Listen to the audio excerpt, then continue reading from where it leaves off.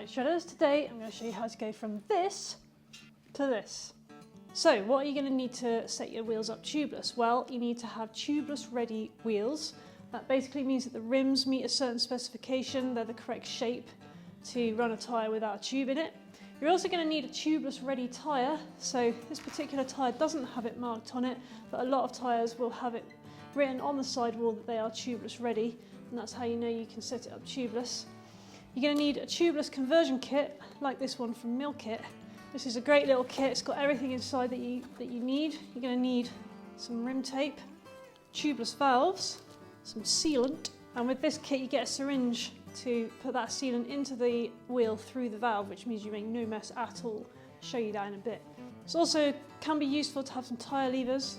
You're going to need a pump, potentially a compressor, or you can use a pump which has like a charger in it, or you can use, this is what I'm going to be using today, a tyre inflator. So I'll show you how that works in a bit.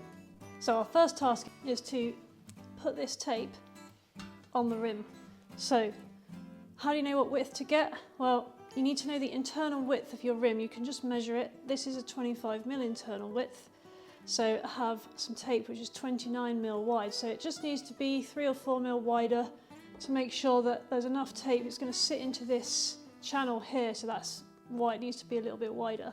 And then you need to make sure that your rim is clean and dry. This is really important. This is probably in my house the #1 thing that leads to leaks after we've tried to set up something tubeless, is if we haven't cleaned the rim properly, if you're replacing old tape or you've used the tyre. And then I like to start my tape 2 spoke holes further up, do a complete circle, and then just overlap here by 1 or maybe 2 spoke holes. So I've just got a double layer where the 2 ends meet.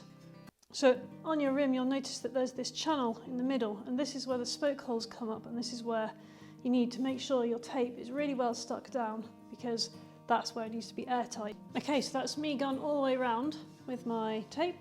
So now I'm just going to go around once more with my thumb, make sure it's really well stuck down. I'm paying a particular attention to the shoulders either side of the groove down the middle, because that's where it's most likely to come up from a spoke hole and try and leak out sideways. So just work round with my thumb, make sure it's all stuck down. Right, so that's stage 1 done. The tape is on. So I just wanted to mention why it's better to use proper rim tape.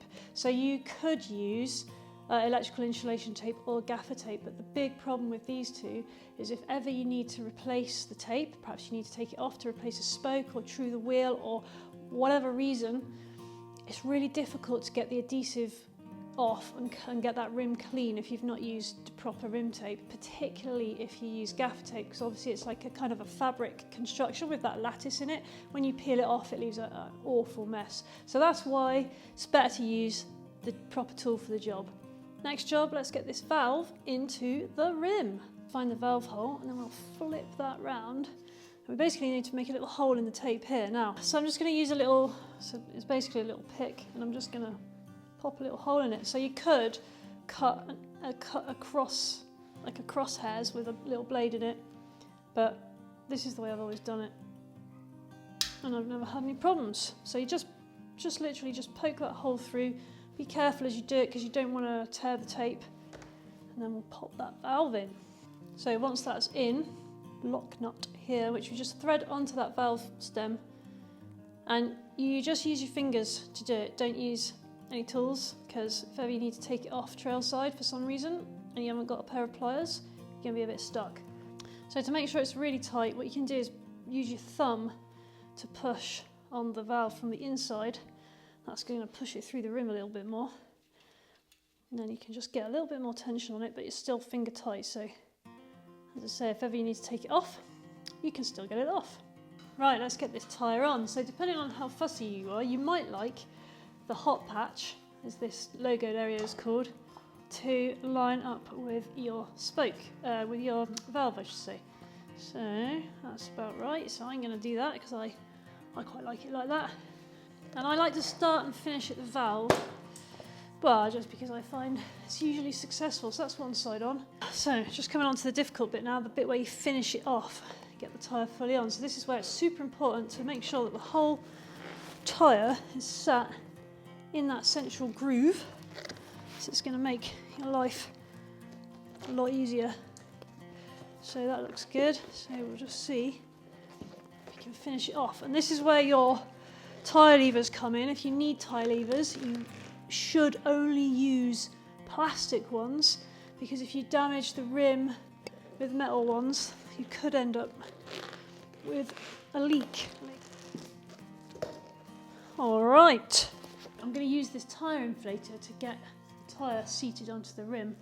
So this, you pump this up to maximum of 160 psi, and then all that air rushing into the tyre all at once is sufficient to push the bead out onto the rim and get it seated and airtight enough that you can finish it off with a normal pump. So it's best when you get to this stage to actually take the valve core out, because that means you get maximum amount of air in the shortest amount of time.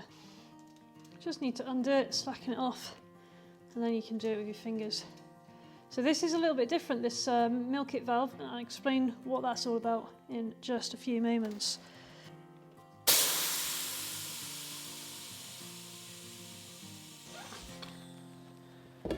Cool. So if you've done a tubeless setup before, you might have noticed that despite the fact I don't have a valve core in here, there's no air coming out. The MilKit valves have some rubber flaps on the back side of them, so the air goes in but it can't come back out. It's really useful when you're at this stage, because instead of having to pump the tyre up, the tyre going down, pump it up, the air just stays in. It's really good system. So the next thing to check now is just to make sure that the tyre is properly seated all the way around the rim. We've got this handy line just here, so that's popped out nicely. But if we just come down to here, you can see it's still inside the rim, and that's the same on all tyres. Add a little bit more air and then just check around your tyre to make sure that it's all as it should be. Right, we're on to the final stage, adding the sealant. Okay, so we've got my MilKit tubeless sealant here. Now this particular sealant you don't need to shake, but check the instructions on yours. On the side here I've got recommended quantities. So for this is a 29-inch wheel, 100 to 120 mil. So here's my handy syringe, and that takes 60 mil, so I'm going to need 2 of these. Right, let's get this in. So I'm just going to put it slightly off being the bottom so that the sealant doesn't pool right under there. It's going to pool here instead. And then we'll pop that inside the valve. So it's gone in, push it all the way in. So it's now basically touching that and touching the tyre inside. Open that up and then you can just push it in. So you need to make sure that you've only got about 20 psi in, otherwise it will push it back out and make a mess. But that's it. Pop the valve core in. And then the last thing to do is just to swizzle the wheel around like this, and that helps to make sure that the sealant is coating the whole tyre and it does its job of keeping the air in.